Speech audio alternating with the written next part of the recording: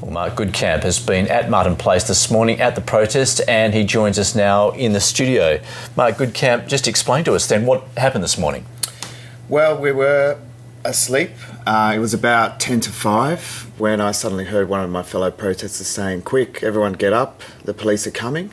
And I expected maybe a dozen or so, but just more and more lines of police came in, and it was well over 100, between 100 and 200 police in total, a mixture of the riot police and the ordinary duty police.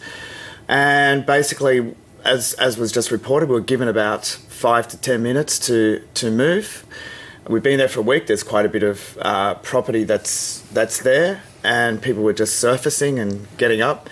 And before we knew it, basically protesters started to be removed. So they were physically manhandling you out of the area. We've got some vision of the scene there at the moment. What do they say to you? Basically, unless you move from this area, you will be placed under arrest. And obviously, people are had become very attached to the fact that we'd had this protest for a week. And believe very strongly in our cause, and so basically before too long, people were dragged off with a very large degree of force. Was anyone injured? Quite a lot of people. I saw at least one bloodied nose. I saw people being punched. I saw people being thrown and pushed very violently.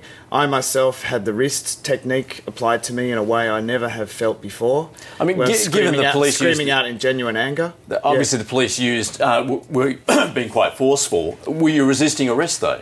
I don't feel that I was resisting arrest at all. Well, I mean, maybe not you, but were others resisting arrest? I don't feel there was a conscious decision to resist arrest on the part of anybody. We did have our arms linked, and at some point when police were trying to grab us, it was just physically impossible for us to unlock ourselves from other people. And I certainly tried to when the police applied the wrist technique, but was unable to, and it was just applied even heavier. Interestingly enough, though, the vast majority of us who were handcuffed and told that we were under arrest were quickly released. What is the aim of you occupying this site here? We've obviously seen this happen across the world. Is it not a case that we have people protesting simply for the sake of protesting?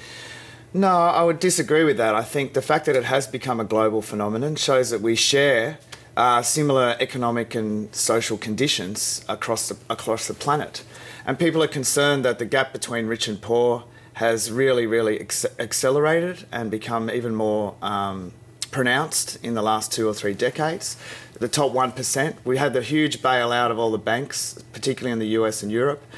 The banks are making massive profits, yet people are being thrown out of their homes, people are losing their jobs, and inequality at a global level. But is this sort of coalesced around a number of issues? I mean, you yourself are also an advocate for refugees, aren't you? That's right, I am. So how does that work into the protest about corporate greed? Well, I suppose we do have our detention centres run by a massive multinational company called Serco, which has currently got more than a $1 billion contract. And the refugees themselves are often, if we're talking in percentages, are often in the bottom 10% of the world's population socio-economically. Large corporations are able to roam the planet seeking the greatest return on their investments. But when it comes to refugees seeking asylum, greater barriers are placed in their way to getting protection. All right, Mark Goodcamp, thanks very much for joining us. Thank you.